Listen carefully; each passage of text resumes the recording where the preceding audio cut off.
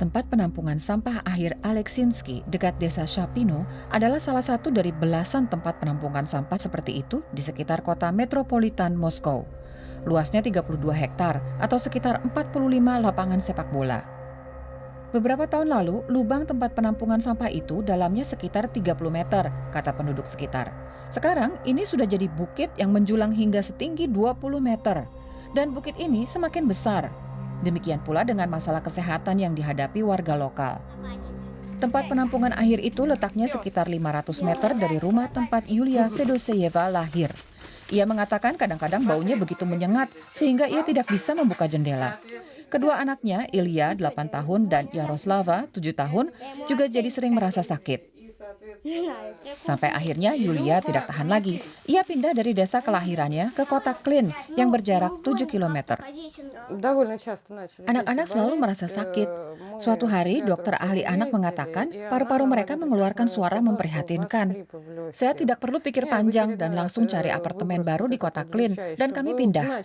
Beberapa waktu kemudian kami datang ke dokter itu lagi dan seperti mujizat, paru-paru anak saya tidak mengeluarkan suara apa-apa lagi. Soalnya kami menjauh dari TPA.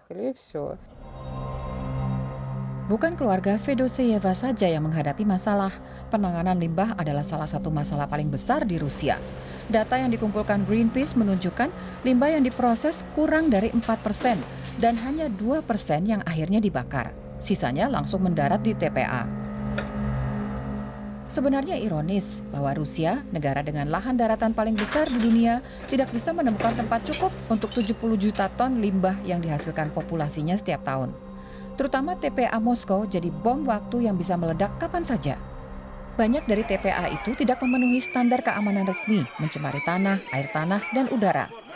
Penduduk lokal sudah berdemonstrasi berkali-kali, misalnya seperti di Arkhangelsk, tapi mereka jarang melihat solusi. Yulia Fedoseyeva sekarang ikut serta dalam upaya pembersihan udara di daerah asalnya. Ia dan aktivis lainnya menghimpun dana dan membeli sebuah alat penganalisa gas yang mengukur tingkat radioaktivitas, kadar klorin, hidrogen sulfida, amonia, dan unsur polutan lainnya. Kami menggunakan data ini untuk menyusun apa yang kami sebut peta bau dari seluruh daerah ini, kemudian memutuskan apakah aman keluar rumah dengan anak-anak atau tidak. Hasil pendataan menunjukkan bahaya. Para aktivis melaporkan hasilnya kepada kantor urusan lingkungan hidup secara teratur. Tahun 2017, kantor layanan darurat akhirnya harus mengambil tindakan.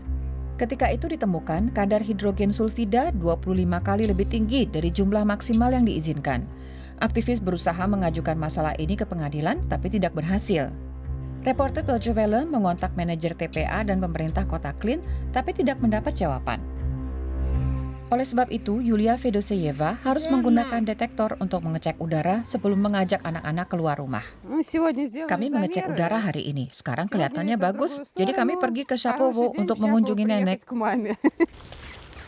Yulia Fedoseyeva menunjukkan rumah tempat ia dilahirkan kepada anak-anaknya secepat mungkin, sebelum angin berubah arah dan bau sampah menerpa rumah lagi. Semua upayanya untuk mengambil tindakan tidak berhasil. Saya tidak tahu seberapa lama kami bisa terus berperang melawan sistem. Jumlah kami hanya sedikit dan kami mulai tidak berdaya dan putus asa. Sementara itu, bukit sampah terus membesar. Bahkan sekarang sudah ada rencana untuk semakin memperluas TPA Aleksindski.